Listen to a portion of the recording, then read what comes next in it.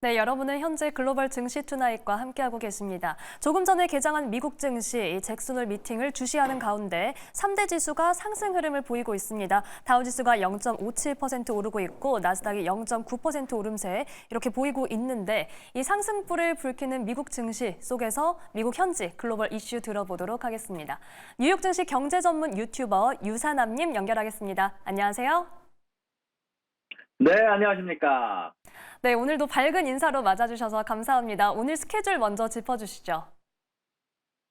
네, 일단 오늘 같은 경우는 가장 중요한 스케줄이 곧 20분 정도 뒤에 나오게 되게 됩니다. 곧 파월 연준 의장의 잭슨홀 미팅에 대한 연설이 있을 예정인데요. 네, 그와 동시에 신규 주택 판매 지수가 나오게 되게 되고요. 그리고 이미 나온 스케줄로는 건축 승인 건수가 나왔는데 예상치와 비슷하게 나왔습니다. 140만 건이 나와주면서 예상치였던 139만 6천 건과 비슷한 수치가 나와줬고요. 그러고 나서 그 전에 앞서서 보스픽 연준위원회 연설이 있을 예정이고요. 그리고 베이커 휴즈 굴착 장비수 그리고 CFTC 원유와 금, 나스닥에 대한 순 포지션, 투기적 순 포지션이 발표가 되게 되는데요. 자, 간단하게 잭슨홀 관련된 내용 그래도 한번 짚고 넘어가자면 최근 들어서 연준위원들 사이에서 지속적으로 비둘기적인 발언들이 있었는데 9월 금리 인하에 대한 가능성을 시사하는 발언들을 했었는데 과연 파월 연준 의장도 여기에 동참할 것인지 최근 나왔던 해외 이력 내용에서 만약에 인플레이션 수치가 낮다면 9월 금리 인하 가능하다라고 언급을 했었는데 과연 이런 부분들 관련해서 파월 연준 의장이 여기에 대한 힌트를 줄지가 아마 커다란 관건이 되지 않을까라고 생각을 하게 됩니다. 네, 이렇게 지금 짚어주신 것처럼 잠시 뒤에 파월 의장의 이 연설이 시작되니까요. 자세한 내용 또 확인해 보시기 바랍니다. 여기 오늘은요, 유사남님, 저희가 또 하나의 입을 주목하게 됐는데 우에다 가조 일본은행 총재도 오늘 자국 의회에 출석해서 발언을 내놨다고요. 그렇습니다. 이미 어느 정도 앞에서 언급을 해주셨지만 우에다 총재가 이번 23일 일본 의회에 출석해서 경제와 물가가 아직 우리 예측에 부합했다는 확신을 얻을 수만 있다면 완화 정책을 계속 조정해서 금리 인상을 할 거다라는 생각에는 변함이 없다라는 생각을 밝혔습니다. 사실 최근 들어서 부총재가 금리 인상 안 할 수도 있다라고 얘기를 했던 것과는 조금 대조적인 부분인데요. 안 그래도 최근 블룸버그 조사를 통하면은 약 60%에 해당하는 경제학자들 사이에서는 12월 전에 일본이 아마 금리 인상을 1회에서 2회 정도 할 것이다 라고 응답을 했다라고 얘기를 하고 있는데요.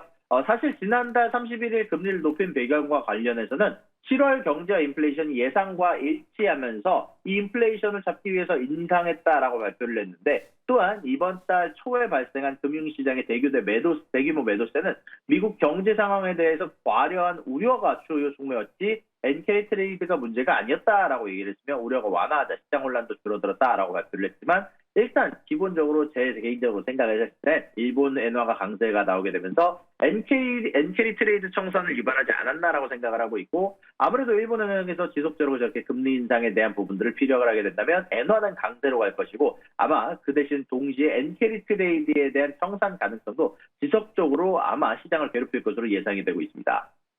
네, 결국은 일본은행에서 지금까지의 움직임의 배경을 설명을 했고 그리고 물가가 맞아떨어지면은 추가 인상을 할 수밖에 없다라는 얘기를 해온 건데 이에 대한 실제 움직임도 저희가 계속해서 주시를 하도록 하겠습니다. 자, 이번에는 미국 소식으로 가보겠습니다. 내년에 미국에 가서 우버를 부르면 이 자율주행 차량을 탈 수 있는지 궁금해지는데요. 제너럴 모터스의 자율주행 자회사 크루즈와 함께 손을 잡게 됐다고요. 네, 맞습니다. 사실 크루즈 같은 경우는 지난해 보행자 사고 이후 지속적으로 운영을 중단해왔고 인원 감축을 하면서 사실 거의 크루즈한테서 손을 떼는 게 아닌가 싶은 뉴스들이 좀 있었는데요. 그 내년부터 미국 차량 공유업체 우버를 통해서 언제든지 여러분들이 호출을 하신다면 이제는 크루즈의 자율주행 차량이 제공될 예정이다라는 소식이 전달이 됐습니다. 여기에 대해서 최근 들어서 웨이모가 서부 쪽에 대한 지배권을 가져가게 되면서 여기에 대한 파일을 지키기 위해서 아마 크루즈가 아마 우버 CEO, 우버와 함께 같이 파트너십을 맺은 것으로 얘기를 하고 있고요. 아마 내년 출시가 될 것으로 고대가 된다고 하면서 양사 협력 조건에 대한 구체적인 내용은 아직 공개가 되지 않았다라는 소식이 전달이 됐습니다. 일단 지난해 있었던 이슈를 한 번 더 설명하자면 크루즈 로보택시의 샌프란시스코에서 보행자를 친 후 6m가량을 끌고 가는 사고가 발생을 했고 이로 인해서 사실 이 주 내에서 캘리포니아 주 내에서 자율주행 차량 운행을 전부 다 정지시켰었는데요. 이로 인해서 그 당시에 CEO였던 카일 보고트를 포함해 대규모 인력 감축이 있었는데 아무래도 이 협력을 통해서 우버는 자율주행 서비스 확대 발판으로 삼으려는 것으로 보이고 전체적으로 크루즈 같은 경우는 자신들이 잃어버린 이미지를 조금 더 다시 또 복구하기 위해서 이런 협상을 하고 있는 게 아닌가라고 생각이 좀 전달이 되기도 합니다. 네, 지금 이번 이야기에 대해서 자세한 소식이 전해지면 이 크루즈의 이미지도 많이 회복이 될지, 그리고 우버도 고객들의 어떤 호응을 불러일으킬 수 있을지 지켜봐야겠습니다. 자, 이번에는 테슬라 소식 살펴보겠습니다. 사실 간밤에 이 소식 보시고 놀라신 분들 많을 텐데 전기 트럭 화재 때문에 도로가 폐쇄됐었다는 소식까지 있더라고요. 자세한 내용 짚어주시죠.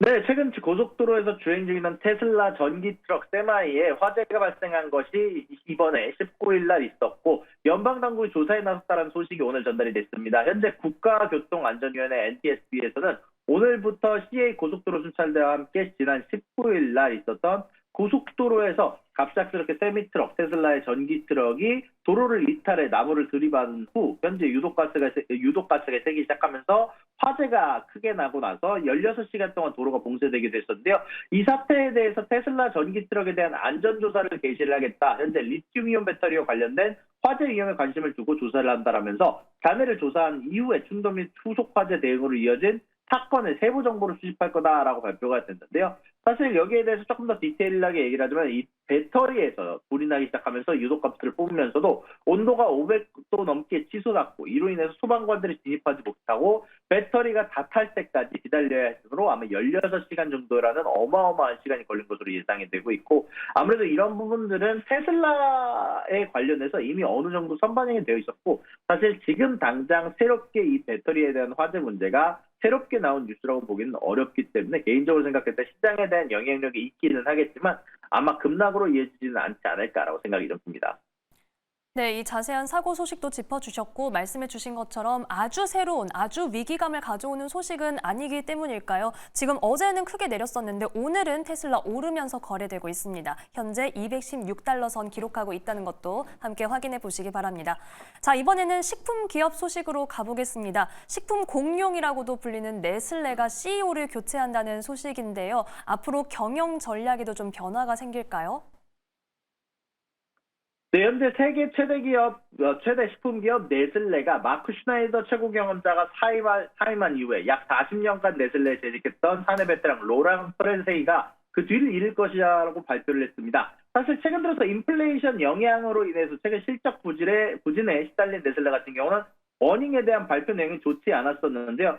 특히 경쟁 업체들에 비해서 사실 좋지 않은 실적을 벌였었는데 네슬레 주가가 올해 10%가량 하락한 반면 같은 기간 프랑스 최대 기업 식품 기업이 약 2.17%, 글로벌 소비재 기업이 유니레버가 25% 오른 것과는 굉장히 대조적으로 실적이 좋지 않았기 때문에 거기에다가 지난달 네슬레가 연간 매출 증가율 가이던스에 대해서 4%에서 3%로 하향 조정한다라고 하자 전체적으로 주주들 사이에서 이탈이 나오기 시작을 했고요. 이러다 보니까 네슬레의 CEO가 아마 이런 부분들의 책임을 지고 사임을 한 것으로 보이고 있습니다.